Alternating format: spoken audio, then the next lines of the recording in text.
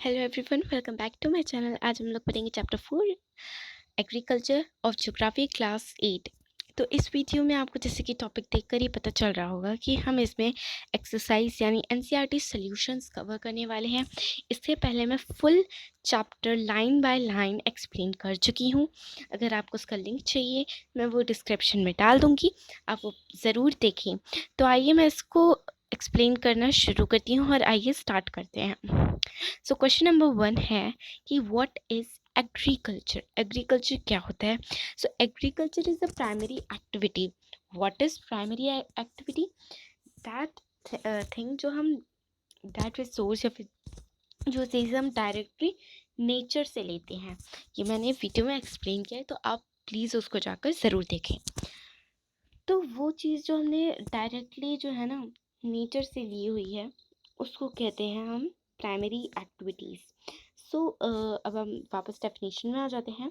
So agriculture is a primary activity which includes growing of crops, fruits, vegetables, flowers and rearing of livestocks. So it is known as farming. Farming और agriculture बहुत ही मतलब same होती है। तो agriculture वो activity है, agriculture is equals to primary activity. ठीक है, प्राइमरी एक्टिविटी में गिनी जाती है जिसमें कि हम क्या करते हैं, क्रॉप्स, फ्रूट्स, मतलब फल और सब्जियां, फूल और रियरिंग ऑफ लाइफ स्टॉक्स होती है, मतलब एनिमल को चारा खिलाना। ठीक है, उसके लिए चारा ग्रो करना, उसको इधर उधर ले जाना। ठीक है, वो होती है, तो उसको हम कहते हैं फार्मिंग। तो rearing of life stock basically मतलब है जानवरों के लिए खाना उगाना। सो फिर है उसके बाद name the factors influencing agriculture. ठीक है, तो एग्रीकल्चर करने के लिए हमें क्या क्या ज़रूरत होती है? तो कई सारी चीज़ों की ज़रूरत होती है, जैसे कि फेवरेबल टोपोग्राफी, यानी वहाँ की जो सॉइल है वह कैसी है, फर्टाइल है, नॉन फर्टाइल है यानी उपजाऊ है या नहीं है, कैसी वेट है और ड्राई है यानी गीली है या सूखी है। मतलब उसके आसपास तो मतलब पेड़ तो होने चाहिए जिससे कि वो सूखी ना रहे, है ना, बैरन ना हो वो लैंड। तो बैरन नहीं होनी चाहिए ना, मतलब एकदम फिट होनी चाहिए, वो होना चाहिए। और सॉइल वहाँ की जो नहीं, टॉप लेयर ऑफ अर्थ, ठीक है, वो सॉइल जो है ना वो कैसी है, उपजाऊ है या नहीं है। ठीक है, वहाँ का जो क्लाइमेट कैसा है, ठंडा है, गर्म है, ज़्यादातर वहाँ पे कौन से क्लाइमेट रहता है। For example north eastern side में क्या होता है, नॉर्थ ईस्ट में ज़्यादातर बारिश होती है, वो उसका क्या हो गई, क्लाइमेट हो गई। अब नेक्स्ट क्वेश्चन पे आते हैं, question number 3, and that question is what is shifting cultivation, what are its disadvantage। अब यहाँ पे पूछा कि शिफ्टिंग कल्टीवेशन क्या होता है। तो शिफ्टिंग कल्टीवेशन को हम स्लैश एंड बर्न कल्टीवेशन भी कहते हैं। वो एक टाइप ऑफ फार्मिंग है, ठीक है, जिसमें हम खेती बाड़ी करते हैं, वो है। उसमें क्या होता है, एक एक प्लॉट ऑफ लैंड को हम क्लियर करते हैं, जैसे कि लैंड है जिसमें फॉरेस्ट था या फिर बहुत सारे पेड़ थे, तो आप उस ट्रीज को, मतलब सॉरी ट्रीज को क्या करते थे, कट ऑफ कर देते हो। और उस जो जो नीचे गिर गए हैं ना पीसेस जो पेड़ के, उसको आप कट ऑफ कर देंगे, मतलब उसको क्या करेंगे, आप बर्न कर देंगे यानी जला देंगे। और जलने के बाद क्या प्रोड्यूस होगा, ब्लैक कलर की ऐश प्रोड्यूस होगी। आपने देखोगे ना, जलने के बाद राख कहते हैं उसको, ऐश को हिंदी में, वो प्रोड्यूस होगी। उसको हम सॉइल के साथ मिक्स कर देंगे। क्यों क्यों मिक्स कर देंगे, इसमें यहाँ नहीं लिखा है पर मैं अलग से बताऊँ क्यों मिक्स कर देते हैं। बिकॉज जो ऐश प्रोड्यूस होती है वो उसमें होता है पोटैश। ठीक है, पोटैश, तो वो जो पोटैश होता है ना वो लैंड को क्या करती है, फर्टाइल कर बनाती है, फर्टाइल बनाती है। और हम शिफ्टिंग कल्टीवेशन क्यों करते हैं, क्योंकि वो जहाँ पे आप ना एक लैंड पे अगर कल्टीवेशन करें तो कुछ समय के बाद जब आप वो लैंड क्लियर कर लेंगे और आपको जो हार्वेस्ट कर लेंगे क्रॉप्स को, तो उसके बाद वो जो लैंड होती है वो फर्टाइल नहीं रहती है। तो उसको दोबारा फर्टाइल करने के लिए वो आप कर देते हैं, या फिर उस लैंड को और फर्टाइल बनाने के लिए ऐसा करते हैं। और फिर उसके बाद जैसे कि आपने यहाँ पे क्रॉप कर दिया, ऐश के साथ मिक्स कर दिया, फिर आप क्या करते हैं, नेक्स्ट लैंड में मूव हो जाते हैं। ठीक है, दूसरी लैंड में मूव हो जाते हैं, फिर वहाँ पे भी ये एक्टिविटी परफॉर्म करते हैं और क्रॉप्स हार्वेस्ट करते हैं। फिर 1 से 2 साल भी के बीच आप उसी फर्स्ट वाली लैंड पे वापस आ जाते हैं। तो इसको कहते हैं आप शिफ्टिंग कल्टीवेशन और स्लैश एंड बर्न कल्टीवेशन। तो अब आपको पता चल गया होगा शिफ्टिंग कल्टीवेशन यानी स्लैश एंड बर्न कल्टीवेशन क्यों कहते हैं शिफ्टिंग कल्टीवेशन को, क्योंकि उसमें बर्न करते हैं ना ट्रीज को। तो अब देखते हैं इसके examples. And then growing crops, वहाँ पे जैसे शिफ्टिंग कल्टीवेशन में ज़्यादातर कौन सी क्रॉप्स उगाई जाती हैं, मीज, यम, पोटैटोज यानी आलू, और कैसवा, और ये सब एक पूरी क्लियर लैंड में यानी जहाँ पे फॉरेस्ट वगैरह ये सब कट ऑफ हो चुके हो उसमें उगाया जाता है। जब क्या होता है, जब सॉइल अपनी फर्टिलिटी लूज कर देती है, so the land is abandoned and cultivator moves on a new plot. ठीक है, मैंने जैसे बताया अगर ये जो सॉइल है उसने फर्टिलिटी अपनी खो दी तो वो नेक्स्ट लैंड में मूव हो जाते हैं, फिर 1 से 2 साल बाद वो वापस आ जाएंगे, तब तक इसकी फर्टिलिटी वापस वैसी हो जाएगी ऐश यानी पोटैश की वजह से। तो अब हम देखते हैं कि इसके डिसएडवांटेज, ये देखिए क्वेश्चन में पूछा था ना डिसएडवांटेज क्या होता है, तो उस फार्मिंग में डिसएडवांटेशन होता है सबसे पहले तो डिफॉरेस्टेशन। सबसे बड़ी बात होती है आपकी डिफॉरेस्टेशन की, जो डिफॉरेस्टेशन आप उसमें कितने ज़्यादा पेड़ कट कर देते हैं सोचिए, जला देते हैं। फिर उसके बाद इसमें क्या होता है, कुछ समय के बाद वो जो लैंड है वो अपनी फर्टिलिटी लूज कर देती है, तो उसकी वजह से आपको दूसरी लैंड में मूव करना पड़ता है। सॉइल इरोजन यानी हवाएं चलती तो उसकी सॉइल ढीली टाइप की होती है, हैश प्रोड्यूस होती है, तो वो ना उसके साथ मिक्स जब कर देंगे तो सॉइल तो हल्की होगी ना ऊपर से, तो वो हवा के साथ क्या होगी, वो क्या होगी, उड़ जाएगी, जिसको हम सॉइल इरोजन के नाम से भी कहते हैं। फिर उसके बाद एक और डिसएडवांटेज है जी, small patches of cultivation which is insufficient for feeding a large population. अब देखिए ये जो शिफ्टिंग कल्टीवेशन है ना वो एक स्मॉल पैच यानी छोटे से लैंड में होती है, ज़्यादा बड़े लैंड में नहीं होती है। और अब आपको क्या करना है, जो बड़ी तो लैंड नहीं है, छोटे से लैंड में आप कल्टीवेशन कर रहे हो, तो इतनी ज़्यादा पॉपुलेशन है इंडिया की, उसको आप कैसे फिट अप करोगे। ठीक है, एक फार्मर के लिए मैं कह रही हूँ, एक फार्मर की तरफ से। ठीक है, तो ये आपके कितने हो गए, 4 डिसएडवांटेज हो गए, और शिफ्टिंग कल्टीवेशन भी मैंने अच्छे से एक्सप्लेन कर दिया है। तो आइए आगे बढ़ते हैं, नहीं तो बहुत ज़्यादा टाइम लग जाएगा।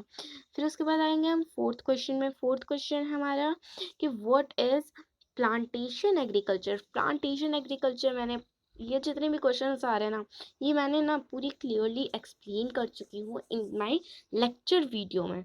ठीक है, मेरे जो जब मैं फुल एक्सप्लेनेशन कर रही थी लाइन बाय लाइन, उसमें मैं अच्छे से एक्सप्लेन कर चुकी हूँ। तो आप एक तरह से ना इस वीडियो को समराइज वीडियो भी समझ सकते हैं। ठीक है, मतलब समरी का वीडियो। तो प्लांटेशन एग्रीकल्चर एक कॉमर्शियल फार्मिंग है, जिसमें ये जैसे कॉमर्शियल फार्मिंग होती है, जो आप फार्मिंग करें, ऐसी फार्मिंग जो कॉमनली यूज़ हुआ चाहे, यानी वीट आप डेली लाइफ में खाते हैं। वीट किसका रूप होती है, मेरा मतलब है कि वीट आप किस तरह से यूज़ करते हैं, रोटी बनाते हैं ना वीट की, आटे की, तो वो कॉमनली आप यूज़ करते हैं, रेगुलर यूज़ करते हैं, तो वो होती है ना कॉमनली, कॉमर्शियल फार्मिंग में वो आती है। फिर आप कहीं चाय होगी, तो अब देखिए यहाँ पे हम प्लांटेशन की बात कर रहे थे, तो वो एक कॉमर्शियल फार्मिंग की तरह है जिसमें कि एक पूरे लैंड पे एक ही क्रॉप ग्रो होगा। ठीक है, पूरे पैच ऑफ लैंड में एक क्रॉप होगा। जैसे कि आप असम गए हों, अगर असम गए हों, वेस्ट बंगाल, या फिर जहाँ पे प्लांटेशन या फिर टी गार्डन्स होते हैं। ठीक है, टी गार्डन्स में क्या होता है, आप देखते हैं इतनी दूर दूर तक as a big plot of land, उसमें पूरी बड़ी सी लैंड होती है, और क्या होते हैं टी के मतलब चाय के पौधे चाय के पौधे पूरे में लगे रहते हैं, और एक भी कोई अनवांटेड क्रॉप नहीं दिखता है। ठीक है, यानी टी की जगह और कोई जॉब यूज़ कर रहे हैं वो नहीं दिखता है। तो एग्जाम्पल हो गया टी, ठीक है, जो एक ही पूरे पैच ऑफ लैंड में आप यूज़ करते हैं, तो coffee, sugar cane, cashew, rubber, banana या फिर कॉटन भी ना इसमें प्लांटेशन में ग्रो होती है। तो इसमें क्या होता है, ये देखिए, ये जो है ना, अगर आपने देखा हो मेरा पार्ट 2 एक्सप्लेनेशन ऑफ पार्ट 2, तो उसमें मैंने एक टेबल दी है, ठीक है। तो टेबल दी है, उसमें आप तरह तरह के क्रॉप्स के नाम लिखे हुए हैं, हाँ, और क्रॉप्स किस सीजन में, मतलब एक बहुत अच्छी सी टेबल है जिसको आप लर्न करने में इजी हो सकती है, तो आप उसको ज़रूर देखें, पार्ट 2 कंपलसरी मानकर देख लीजिए उसको, ठीक है। तो मैं बात करती हूँ लार्ज अमाउंट ऑफ लेबर और कैपिटल। इसमें ना क्या, इस फार्मिंग में बहुत ज़्यादा लेबर लगते हैं। आपने देखा हो चाय बागान में यानी टी गार्डन में, तो कितनी सारी महिला होती हैं, वो अपने पीछे ऐसे नहीं बास्केट टाइप का लटका कर रहती हैं, उसमें चाय की पत्ती तोड़ तोड़ कर अंदर रखती हैं। तो बहुत सारी लेबरर्स होते हैं उसमें, बहुत ज़्यादा लेबर लगते हैं। और फिर उसके बाद है ना, द प्रोड्यूसेस अदर प्रोसेस्ड और ऑन द फार्म इटसेल्फ और नियर बाय फैक्ट्रीज। अब ना ये जो प्रोसेस्ड हुआ है, मतलब ये जो प्रोसेस माने चाय की पत्ती हैं, वो उसको प्रोसेस करके चाय पत्ती नहीं बनानी होती है, तो वो या तो वो उस फार्म में होगी, उस खुद ब खुद यानी वहाँ के जो लोग होंगे, या तो जो आसपास की फैक्ट्रीज है उसमें ये होगी। और मेजर प्लांटेशन फाउंड होता है ट्रॉपिकल रीजन में, ठीक है। ट्रॉपिकल रीजन्स में, जैसे कि अब मैं पूरी दुनिया की बात करूँ इंडिया से अलग होकर, तो रबर रबर ना मलेशिया में ज़्यादातर उगाया जाता है प्लांटेशन में। और कॉफ़ी ब्राज़ील में, टी चाय पत्ती कहाँ, इंडिया में, और इंडिया इन लोकेटेड असम और श्रीलंका और कई सारी जगह पे प्लांटेशन के रूप में अलग अलग चीज़ें उगाई जाती हैं। नेक्स्ट क्वेश्चन पे आ जाते हैं हम। Name the fibre crops and name the climatic condition required for their growth. अब ना ये मैं आपको अपने, देखिए यहाँ पे कई, मैं आपको टेबल दिखाऊं या ना दिखाऊं, मैंने पार्ट 2 में आपकी टेबल ज़रूर देखेगा, 15 से 20 मिनट का वीडियो है वो, तो अगर आप उसके लास्ट में जाकर देखें तो मैंने टेबल प्रोवाइड की गई है और वो आपकी बहुत ज़्यादा हेल्पफुल होगी, तो आप उसको ज़रूर देखिए, इससे भी रिलेटेड है, तो आप उसको देखिएगा। फिर भी मैं आपको ये एक्सप्लेन कर देती हूँ ये क्वेश्चन। तो इसमें आपको फाइबर क्रॉप्स की नाम बताना है, और उस फाइबर क्रॉप को कौन कौन सी सुटेबल कंडीशंस यानी उनकी गरम गर्म जगह में वो उगाई जाता है, ठंडी जगह में उगाया जाता है, बारिश वाली जगह में, ये सब आपको इसमें बताना है कि उसके लिए क्या क्या ज़रूरी है। तो जूट और कॉटन कॉटन जो है ना, फाइबर क्रॉप होता है, ठीक है। अब आप इतना जान लीजिए फाइबर क्रॉप क्या होता है। फाइबर क्रॉप बोला था, तो फाइबर क्रॉप दो ही होते हैं जूट और कॉटन, ठीक है। देखिए जूट को ना एक और चीज़ से बोलते थे, गोल्डन फाइबर, यही बोलते थे। हाँ, ये देखिए यहाँ पे भी लिखा हुआ है, तो गोल्डन फाइबर भी बोलते हैं झूठ को, ये भी याद रखिएगा, एग्जाम में पूछा जा सकता है as a 1 marks question. So the climatic condition require होती हैं जूट के लिए, तो उसको हाई टेम्परेचर चाहिए होता है, मोर देन 25 डिग्री सेल्सियस, ठीक है। और कई ज़्यादा हैवी रेनफॉल यानी बहुत ज़्यादा बारिश चाहिए होती है, गर्म क्लाइमेट चाहिए होता है, थोड़ी ह्यूमिडिटी भी चाहिए होती है उसे ग्रो होने के लिए। कॉटन को हाई टेम्परेचर चाहिए होता है, ज़्यादा टेम्परेचर चाहिए जाता है, जैसे कि 30 से 40 डिग्री सेल्सियस उसको चाहिए होता है अच्छे से ग्रो होने के लिए। कम बारिश चाहिए होती है, और सबसे ज़्यादा इम्पोर्टेंट होते हैं उसके फ्रॉस्ट फ्री डेज, ठीक है। यानी 210 फ्रॉस्ट फ्री, मतलब उसमें फ्रॉस्ट बिल्कुल ना हो, उसमें बिना फ्रॉस्ट के डेज जाए, तो तभी वो जो कॉटन है ना वो ग्रो हो पाएगी। अगर एक बार भी फ्रॉस्ट फ्रॉस्ट हो गई तो ग्रो नहीं हो पाएगी, पूरी गिरी गिरी टाइप की हो जाएगी।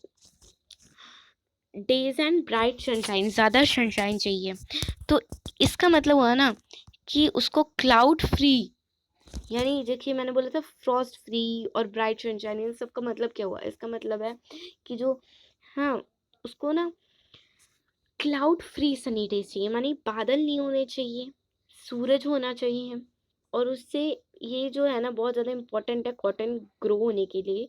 और अगर मैं कॉटन के सॉइल टाइप की बात करूँ तो उसको ना ब्लैक सॉइल चाहिए होती है। अब आ जाते हैं हम टिक द करेक्ट आंसर पे। अब मैं इसका आंसर छुपा देती हूँ। हाँ, तो देखिए अब हाँ देखिए, हॉर्टिकल्चर, हॉर्टिकल्चर का मतलब क्या होता है? अब देखिए, अगर आपको मेरा पार्ट 1 देखा हो तो उसमें पार्ट 1 में मैंने क्या बताया था, विटिकल्चर को कैसे याद करना है, हॉर्टिकल्चर को कैसे याद रखना है ना, पीसी कल्चर को कैसे याद रखना है, ये सब मैंने थोड़ा हिंट देकर बताया था। अब आप बता सकते हैं कि इसमें से कौन सा करेक्ट आंसर है? तो growing of fruits and vegetable, या प्रिमिटिव फार्मिंग, और growing of wheat. So this is the correct answer. So let's check the answer. Yes, this is the correct answer. So golden fiber, अभी मैंने just बताया था कि golden fibre किसको कहते हैं। तो ऑफ कोर्स आपको पता होगा, जूट को हम गोल्डन फाइबर कहते हैं। अब leading producer of coffee, coffee coffee जल्दी सोचिए, ब्राजील तो नहीं होता है? चलिए सोचिए, इसका आंसर है, यानी जो कॉफी, ऐसी कंट्री जो बहुत ज़्यादा कॉफी प्रोड्यूस करे, तो यस दैट इज ब्राज़ील। ठीक है, अब हमें गिव द रीज़न बताना है, तो मैं इसका दिखा देती हूँ। In India agriculture is primary activities, ज़्यादातर ना प्राइमरी एक्टिविटीज़ परफॉर्म होती है, यानी जो ज़्यादातर नेचर से related primary activity, primitive agriculture, ये सब मैंने आपको वीडियोस में बताया है। तो 2/3 यानी 2/3, ठीक है, third of Indian population is depend upon agriculture, है ना। तो मैंने बताया था वीडियो में, और आपकी बुक में भी लिखा हुआ है, जो 2/3 मतलब 2/3 जो है ना इंडिया की पॉपुलेशन, वो डिपेंड है एग्रीकल्चर के ऊपर। कैसे एग्रीकल्चर ना, फार्मिंग में बहुत ज़्यादा फार्मर्स होते हैं। फार्मर्स क्या करते हैं, उनके पास और कोई काम नहीं है, तो वो एग्रीकल्चर करेंगे, एग्रीकल्चर में अपने जो क्रॉप्स हैं दूसरे को सेल करेंगे। और इंडिया को खाना तो चाहिए, खाना कैसे मिलेगा? फ्रूट से ही तो सारी जिंदगी नहीं निकल जाएगी ना। उनको फूड से क्या मिलता है? फूड से, या व्हीट है, राइस, ये सब आप खाते हैं, तो एनर्जी, न्यूट्रिएंट्स, मिनरल्स, ये सारी चीज़ें तो नहीं फ्रूट्स में होंगी। जो चीज़ें, हाँ फ्रूट्स में बहुत एसेंशियल है, फ्रूट्स बहुत फ़ायदा करते हैं, बट अब आपको व्हीट और राइस के बगैर भी तो नहीं होगा, तो एग्रीकल्चर तो करना पड़ेगा। एग्रीकल्चर, इसीलिए 2/3 जो है ना डिपेंड है एग्रीकल्चर के ऊपर। तो इसीलिए एग्रीकल्चर एक प्राइमरी एक्टिविटी है। समझ में आया? प्राइमरी यानी नेचर से ली हुई, और प्राइमरी एक्टिविटीज इंक्लूड करती है एग्रीकल्चर। ठीक है, इसीलिए सो ओके। अब हम आते हैं, different crops are grown in different regions. अब ऐसा क्यों है कि अलग अलग तरह के क्रॉप्स अलग अलग जगहों पे मिलते हैं? अब भाई इतना देखिए कि एक क्रॉप है, उसको कुछ सुटेबल कंडीशन चाहिए होती है। अब देखिए, पोलर बियर की अगर हम बात करें, तो आप जानते हैं 7th क्लास से पढ़ के आए हैं कि उसको सर्दी में ही रह पाता, और उसको सर्दी से कौन प्रोटेक्ट करता है? उसकी very very thin, you know thick skin, और बहुत ज़्यादा मोटे मोटे फर उसको प्रोटेक्ट करते हैं ना। तो उसको सॉरी सुटेबल ना कंडीशन चाहिए होती हैं कुछ रहने के लिए। तो वैसे ही क्रॉप्स होते हैं, अगर वो पोलर बियर को गर्मी में छोड़ दिया जाए तो वो मर ही जाएगा। अब उसके बाद स्किन ही ऐसी कि वो और गर्माहट दे, अब और गर्मी और गर्मी और गर्मी देती जा रही है, तब तो वो मर जाएगा ना इतनी गर्मी में। So that is why suitable condition चाहिए होती है। अब देखिए यहाँ पे लिखा है, different crops are grown in different region because growing of crops depend करता है जियोग्राफिकल कंडीशन, यानी उसकी जो सॉइल कैसा है, क्लाइमेट कैसा है।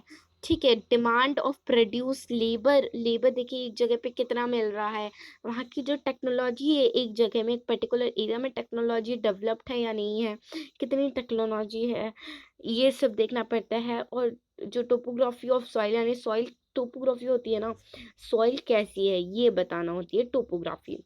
तो टोपोग्राफी ऑफ सॉइल मैंने सॉइल कैसी है, फर्टाइल है या नहीं है, क्लाइमेट ठंडा है, सूखा है, वेट है, सर्दी है, गर्मी है, ये कैसा है। और ये बहुत ज़्यादा इम्पोर्टेंट रोल प्ले करता है in the selection of crops. अब आप खरीफ क्रॉप को राबी सीजन में ग्रो करेंगे, तब तो वो क्रॉप जो है ना उगेगा ही नहीं, मतलब पूरा सड़ ही जाएगा एक तरह से कहें तो क्या मतलब क्या होगा? खराबी हो जाएगा, कोई फायदा नहीं होगा, लॉस होगा, बस लॉस। अब हमें क्वेश्चन नंबर 4 पे आते हैं, डिफरेंशिएट करना है प्राइमरी एक्टिविटीज़ और टर्शरी एक्टिविटी। इस क्वेश्चन में हमें क्या करना है, डिफरेंशिएट करना है बिटवीन प्राइमरी एक्टिविटीज़ और टर्शरी एक्टिविटीज़ में। अब देखिए, प्राइमरी एक्टिविटीज़ क्या होती है, कनेक्टेड टू नेचुरल रिसोर्स, यानी वो नेचुरल रिसोर्स पे ही डिपेंड होती है, यानी सनलाइट, वाटर, सॉइल, ये सब नेचुरल रिसोर्स हैं जो कि क्रॉप को ग्रो करने के लिए ज़रूरी होती हैं। ये सब रही बाकी बातें। इसका एग्जांपल है ऐसी चीज़ें जिसमें हम नेचुरल चीज़ों का यूज़ करें, जैसे कि फॉर एग्जांपल ली एग्रीकल्चर। एग्रीकल्चर में भी सॉइल इन सब का यूज़ होता है, सनलाइट, वाटर का यूज़ होता है। फिशिंग में water is also natural resource, और फिशिंग में फिशेज होती हैं, वो भी एक नेचुरल है, ठीक है, वो भी एक एनिमल है। But where as compare to tertiary activity support करती हैं, किसमें, प्रोवाइड सपोर्ट टू प्राइमरी और सेकेंडरी सेक्टर्स को, ठीक है। प्राइमरी और सेकेंडरी, प्राइमरी और जो होती है ना, प्राइमरी यानी नेचुरल रिसोर्सेज पे एकदम पूरी तरह से डिपेंड, सेकेंडरी यानी आर्टिफिशियल थिंग्स, और ये सब मैं टर्शरी एक्टिविटीज़ एक्सप्लेन कर चुकी हूँ। तो आप चाहे तो इसको अगर पूरा फुल्ली एक्सप्लेन चाहिए आपको, तो आप मेरी फुल एक्सप्लेन वीडियो पे जाकर उसको व्यू करके आप पढ़ सकते हैं। अब एग्जांपल होगी services such as banking and transport. उसमें क्या होता है, जैसे कि बैंकिंग, ट्रांसपोर्ट, मतलब इधर से उधर जाना, बैंक में को देखना, ये सब होती हैं। अब नेक्स्ट पार्ट पे आ जाते हैं, सबसिस्टेंस फार्मिंग और इंटेंसिव फार्मिंग में क्या फ़र्क होता है।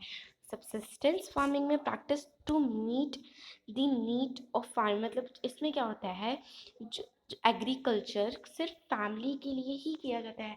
फैमिली लेबरर होते हैं, यानी फैमिली में ही से कोई मेंबर एग्रीकल्चर करता है, और वो एग्रीकल्चर सिर्फ और सिर्फ फैमिली के लिए ही होती है, ठीक है। ये इसका इंग्लिश वर्जन है, आप ये देख सकते हैं। अब बट इंटेंसिव फार्मिंग में क्या होती है, वो एक सबसिस्टेंस फार्मिंग का टाइप है, ठीक है, एक तरह से वो टाइप है।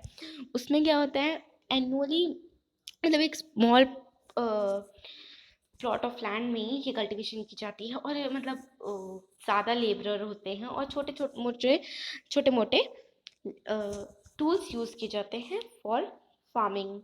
सो ये क्रॉसवर्ड है फॉर फन। तो अब ये देखिए, ये इसका आंसर मैंने प्रोवाइड कर लिया है, तो आप ये देख सकते हैं, ये इसमें दिया है, और ये रहा आपके आंसर्स। तो देखिए, मैं थोड़े ये आपको देख सकते हैं, और ये हो गया हमारा पूरी एनसीईआरटी सोल्यूशन कंप्लीट। कैसे लगा वीडियो, कमेंट सेक्शन में ज़रूर बताइए, और do not forget to hit the like button. Thank you very much.